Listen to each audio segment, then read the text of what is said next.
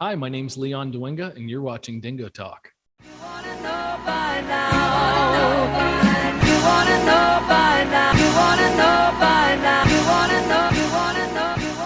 What's going on, Chuckleheads? I am Carlo Guadagnino. This is Dingo Talk. My guest this week, Leon Dwinga. Leon, thank you very much for being with us. Thanks for having me, CJ. Of course. So I'm going to take you back. We're going to do this the way we do every other episode. I'm going to take you all the way back to 2006. You're a senior at Chartiers Valley High School. You graduated from IUP. Was IUP your first choice? Why did you end up there? How did you end up there? And what did you study? IUP was purely a financial play. It was the largest Pennsylvania state school. It offered economics. It offered, at the time, it was rated in one of the 100 best business schools that you could go to by the Princeton Review. And I said, okay, $12,000 a year here, or like 24 or 34 or 44 at other places. So it was purely a financial play. I was really focused on after school and what I would have to pay more than I was about any other thing. Now, when you were at Chartiers Valley, you were in the marching band. Was that ever a thought? Like, because you were a drum major, correct? Yeah. We don't have a drum major at Chartiers Valley. We had a band president, but I was the brass captain. I ended up becoming the drum captain. I played in the jazz band, and I played the steel pans, played a little bit with the orchestra. I wrote a lot of the music, a lot of the arrangements. So I had my fill in the music side of Chartiers Valley. They have a really great program.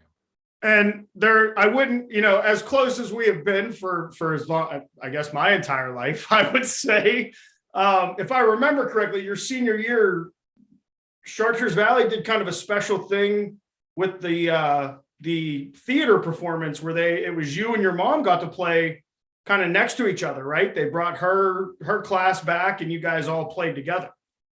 Yeah, man, that was actually my freshman year in high school, and it was really cool. That was 2003, and her marching band director, Tom Kyle, whose wife is Renee Kyle, she actually ran the dance program and all of the dancing for the marching band. They brought him back for the musical. It was a really special time. It was a really special time getting to play with my mom in West Side Story. I see. My mom took me to see West Side Story. That's how I know that story. You know how that chain goes. Oh yeah, dude. It's really cool. Now that I have kids, I really understand what it's like when you're friends with someone and they have kids. You want your kids to be friends, and we're the product of that. So. Absolutely. Well, and the music thing comes from your family, right? I mean, you have a very musical family on both sides. Absolutely. So my grandfathers actually played together professionally far before my parents ever met. My mother's father, Bob, he was a professional accordion player, one of the best in the city of Pittsburgh, the surrounding area. And Leon Sr., my father's father, was a professional trumpet player and a piano tuner. So they were pretty fierce back in the day. Well, and your dad was a pretty good musician, if the stories I hear are correct. Yes, he slaps the bass. He plays a mean bass. He was in a cover band, and back in the day, in the 70s, that was the thing. You went out more, you saw a lot more live performance. It wasn't really about a DJ so much as it was about a band. And that was something he had a lot of fun doing. Those are definitely the glory days that he recounts. Maybe not back in 82, but maybe more like back in 78. Those Uncle Rico stories, So fast forward back. So you're a senior, you make the decision to go to IUP. What were you going to IUP to study? Honestly, my parents gave me two choices. They said, you can stay in the house over breaks if you put yourself through college. They didn't care where I went to school. They just cared that I did go to school. But I had been working in my industry, actually, at that point, a few years. I'd been doing shows for a larger production company my godmother actually worked at. And I had no intention of going to college whatsoever. But when I looked at the cost of an apartment and I looked at the cost of school, it was about the same. And I said, I better go to school. So that was truly what motivated me going to college. When you had the band, you had a band together, or you were a band, if I'm not mistaken. And correct me if I'm wrong, it was L3D back in the day. Yeah, that's still my stage name. That's still what I do. I haven't put out very much music, but I make music all of the time. You, as a musician, as a creative, it's kind of hard to get really happy with what you're doing sometimes. So you kind of hit different places, and I can tell you there's definitely music on the horizon. So what was your experience like at IUP? Because I come from a very small school. You played down here. You know what it's like. You know how big the campus is.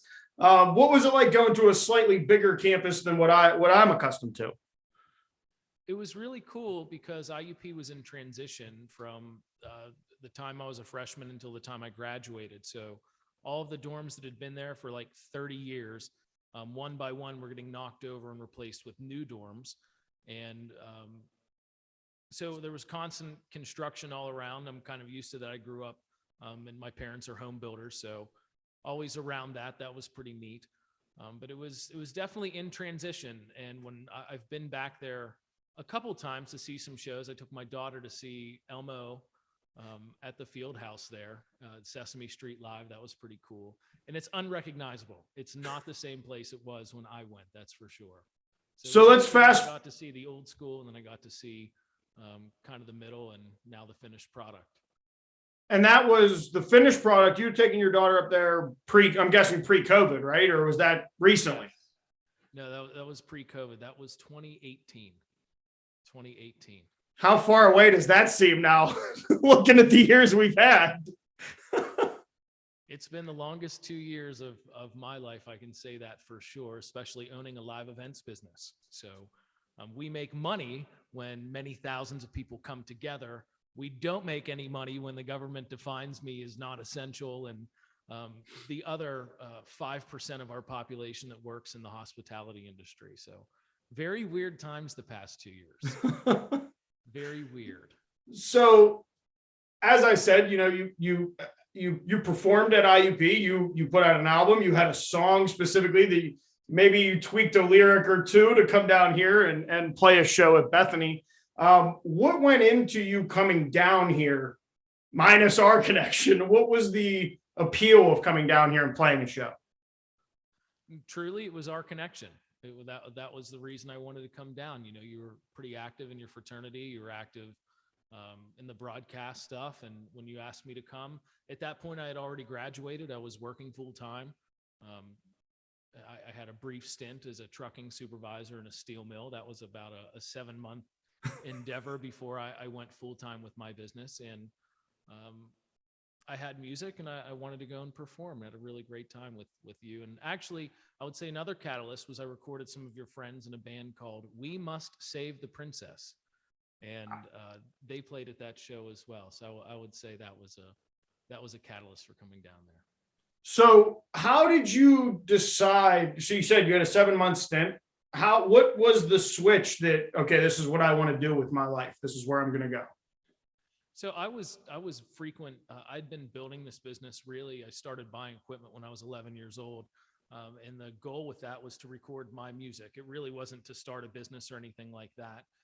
And then at 15, I started touring and doing some bigger shows with a larger production company that my godmother works for. And I really loved the work. So I just kept doing that. I kept doing that through college. I actually spent a lot more time doing shows in college than I did being at college. I would, by the time I graduated, I would kind of show up for tests, and the rest of my time was really around my business. I got a job because it was a good stepping stone out of school and into a place where I could work full time for myself. Now, was it always going to be, because you've done weddings, you do some churches, correct? There's some church events that you've done. I think you just came back from Florida, if I'm not mistaken. Yeah. How do you, when you're deciding this is going to be a business, so you've been working on it since you were 11. Originally, it was for you to be for you and your music and your passion. When did the switch? Was it the working and figuring out that you really enjoyed the work? Is that what like kind of catapulted you into let's do this? That definitely is a factor. But it's just simple. You need to be provided for financially. You need money to live, and it's a tool. And my gifts with music really translate well to setting up big light shows and setting up large projection systems and big sound systems and running sound for bands. And that translated into creating marketing content, marketing videos and photos to help grow the events that we provide live services for. So essentially it kind of snowballed from being a recording studio to being a live event producer to helping live events grow with the power of live events. Most live events don't have a marketing flair.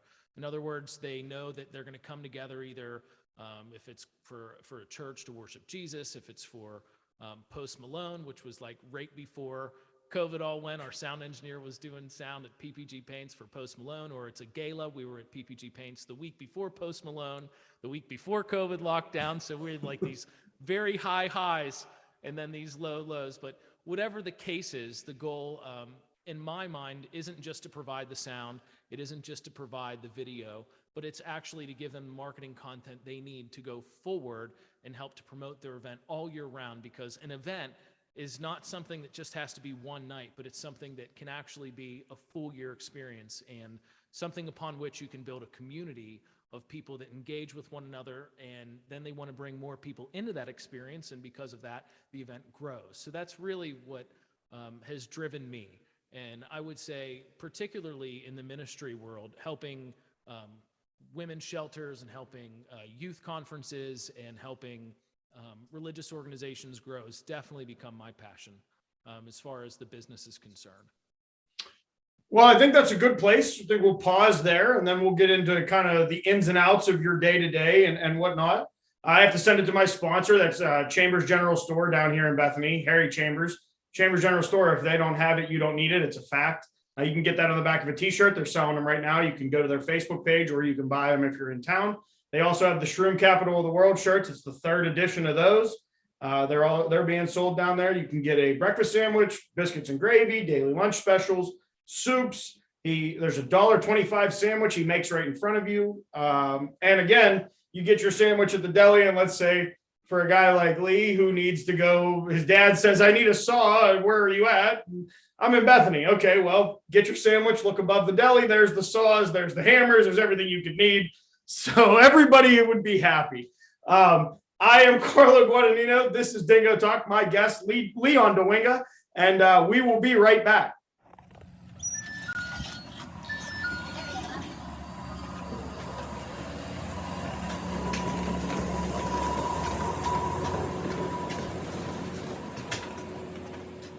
You're watching another exciting episode of Dingo Talk, recorded deep in the hidden lair in Bethany, West Virginia, where when you visit, make sure you stop by Chambers General Store.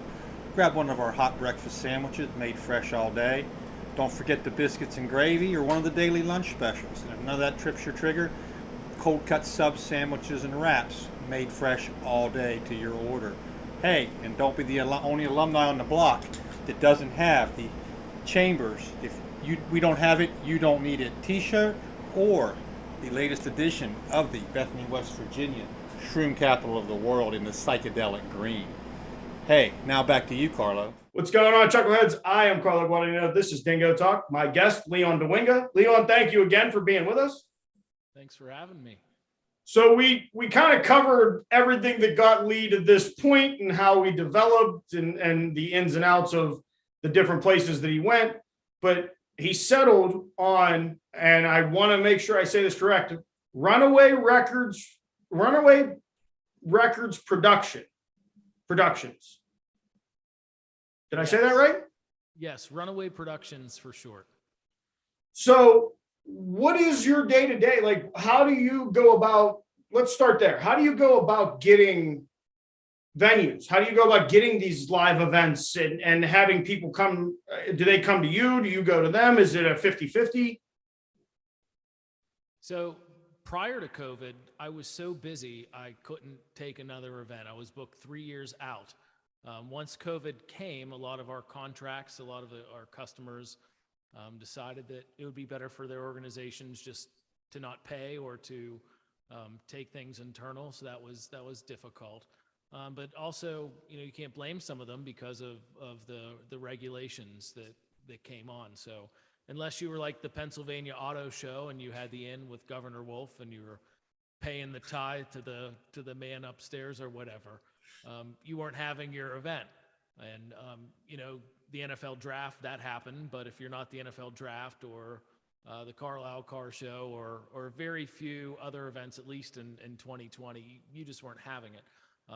One big industry that's been for us has been virtual events, and they've actually outperformed in-person events, something like 2 to 3 to 1, which means if you made like $1 million on an event in 2019 in person, if you did it virtually and you did a virtual event, you were doing between $2 and $3 million doing the same thing. But the concept of a virtual event is something that's difficult for a lot of people to conceptualize. So if you're much like the general store that you advertise, if it's kind of an old school mentality, it's very difficult to get someone to understand what a virtual event is unless they've actually been to one, engaged in one, and understand that. So we've had a lot of customers find us on Google. We have all 5-star reviews across Google, Facebook, and a number of other platforms that review, and that's really the way that people find us.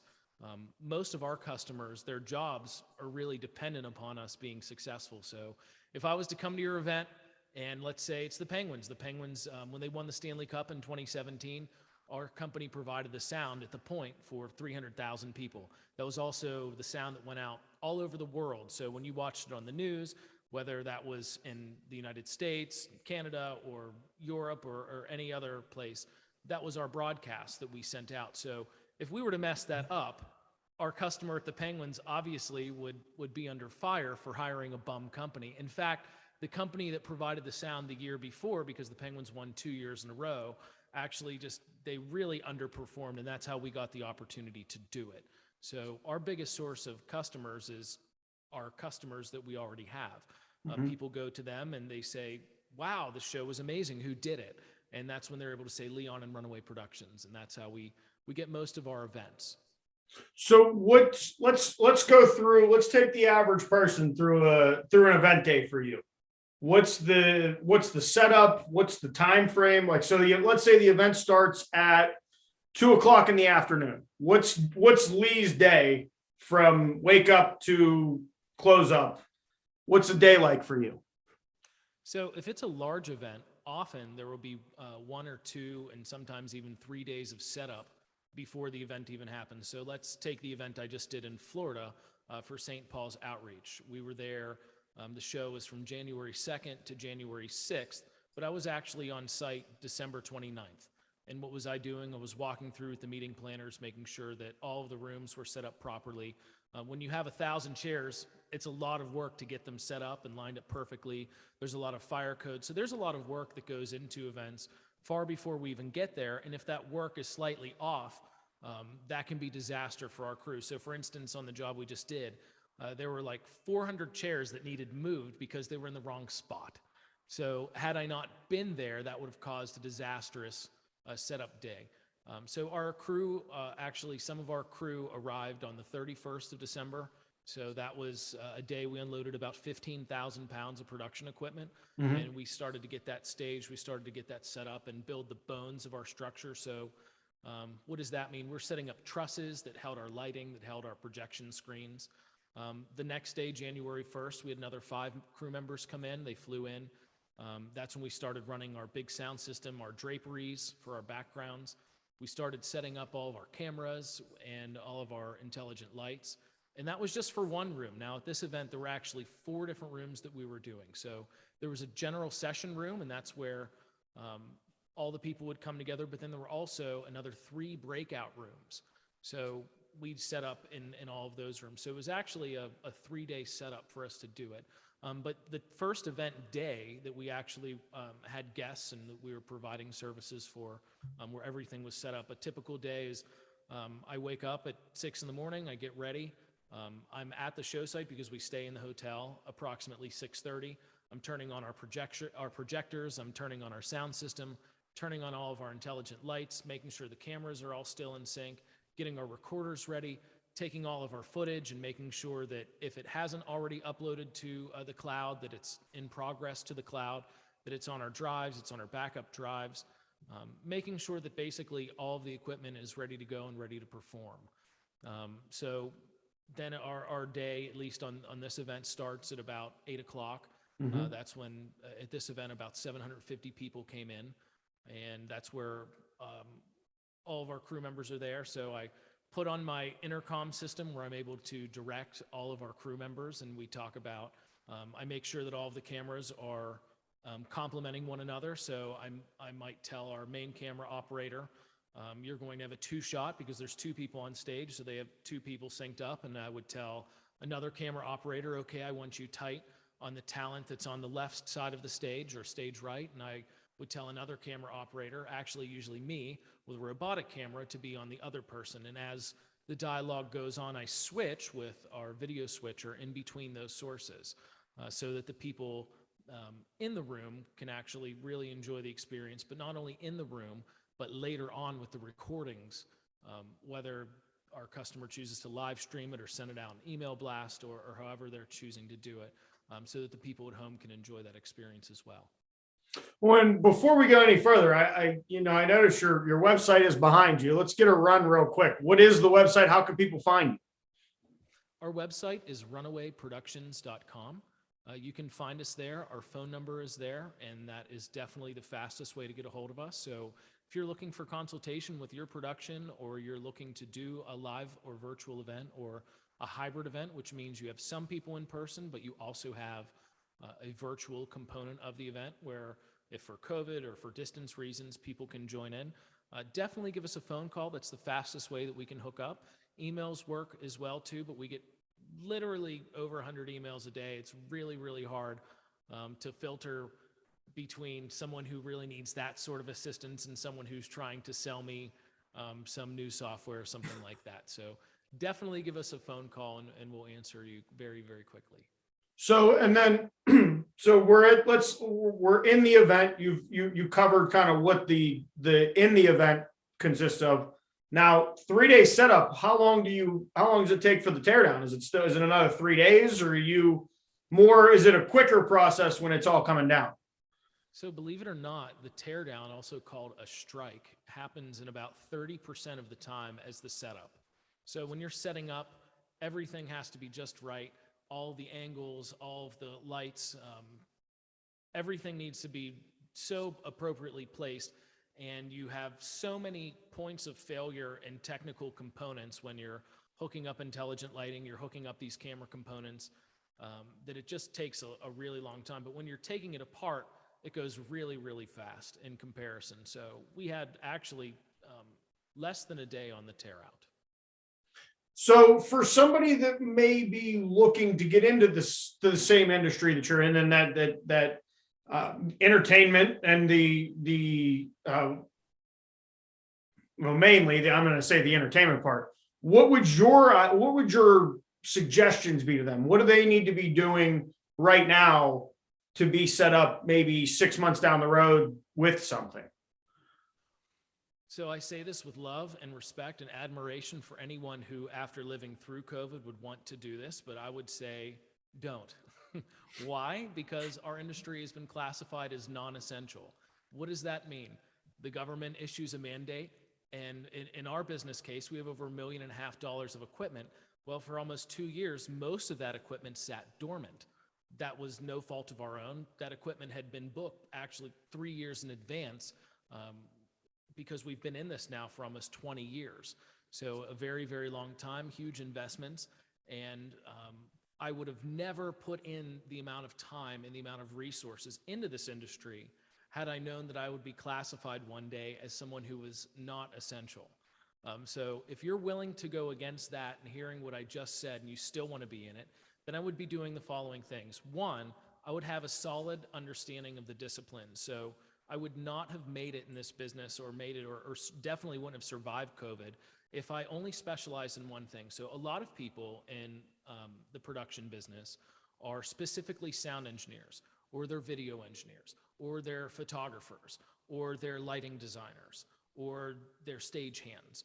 But I would recommend to you that you get a solid foundation in all of those areas, so that whether you're working at a boutique wedding, or you're doing a birthday party, or you're you're running camera at an event, or you need to run sound in a breakout room, that you're able to be useful in those areas, because this business is so wide and far. Frequently, customers will ask you to do things that maybe are not your best quality. I would say my best quality is as a performer, as an entertainer, as a musician, and that I've taken those skills and I've applied it to how I direct a camera, how I direct multiple personnels. I approach it like a symphony conductor conducts a symphony. So I would say that whatever your real passion is, in my case, music, that if you can apply that toward what you're doing in the creative fields, that you'll do very well. But I would also say, buckle up and get ready for long hours and many, many years of working for other people before you're in a place where you can take on larger customers. Specifically, as inflation is running rampant and we're seeing all of our pricing for all of our equipment go through the roof, which is kind of a good thing because we have equipment, but an awful thing because this equipment gets updated. New cameras come out. You need to buy the new cameras to be the hippest, coolest company, which we certainly strive to be. And then with declining revenues, just given the state of the economy right now, it's a very difficult play versus, let's say, putting that same money into real estate, where a bank will back 80% of the investment, where in the creative and entertainment fields, a bank isn't going to give you a loan on those sorts of funds, at least not until you've been in business and you've shown a solid, profitable track record for many years, specifically 3. And they don't just want to see that you're profitable, they want to see that you make more and more profit every year as well. So if you're looking to get into the business, I would say to find someone like me, find someone who owns a company that has skills and across the disciplines, and I would ask them to go on a show. And I would be very forward that you want to be in it. Tell them what your skill sets are. Maybe you don't have skill sets, but you're a hard worker. That's actually more valuable sometimes than someone who has some skills, but doesn't necessarily understand the way and wants to spend more time telling you about their way rather than doing what you need them to do.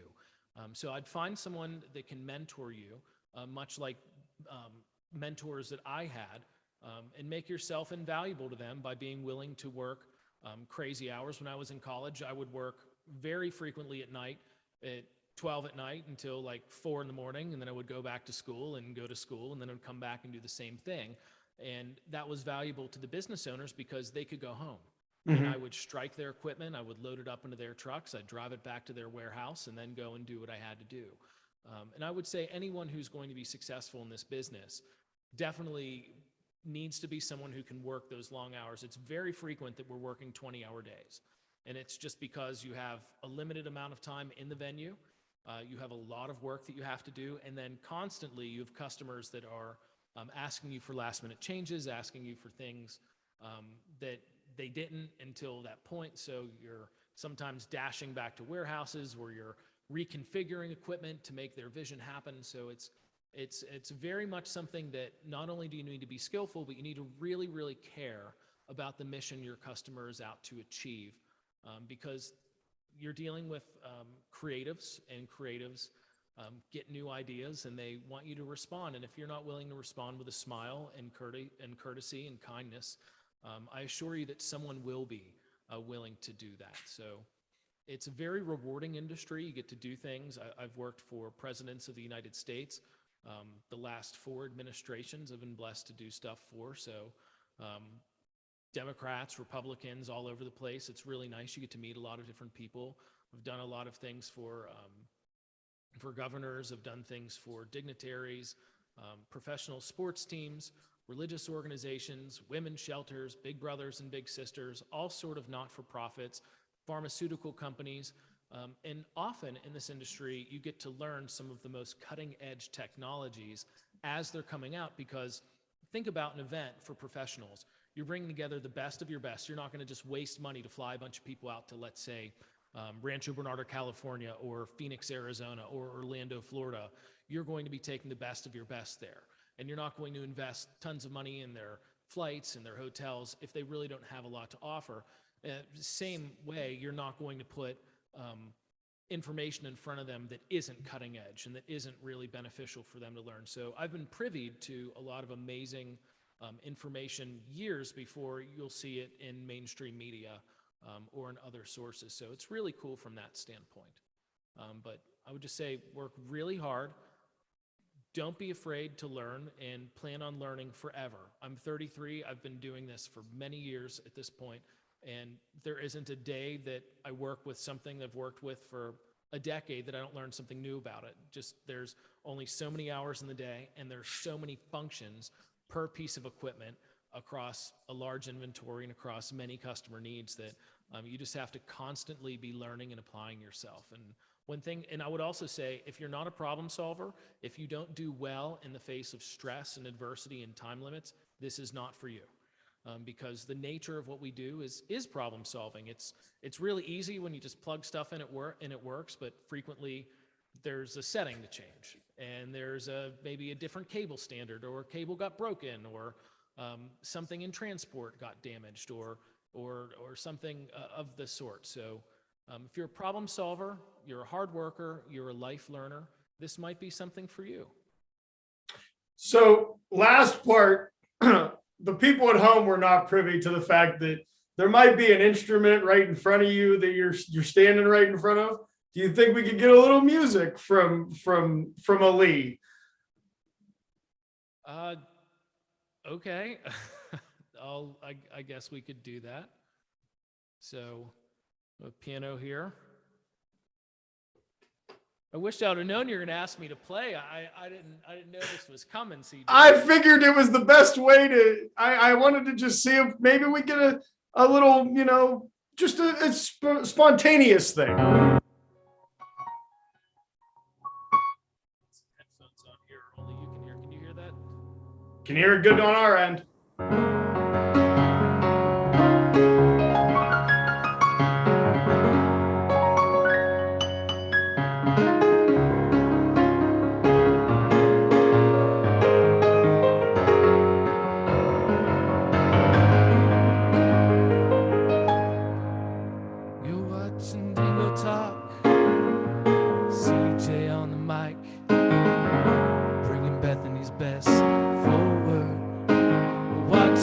Talk, doing the best we can, improvising like I do at work. It's good to have friends like CJ Guadagnino that put you on the spot, but that's okay, you improvise.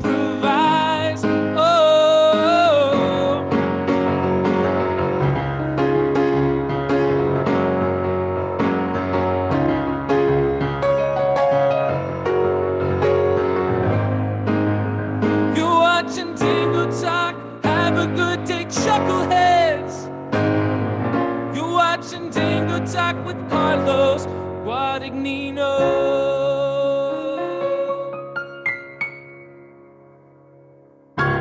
There you go. And I'll be honest with you, I can't think of a better way to end your episode than that right there.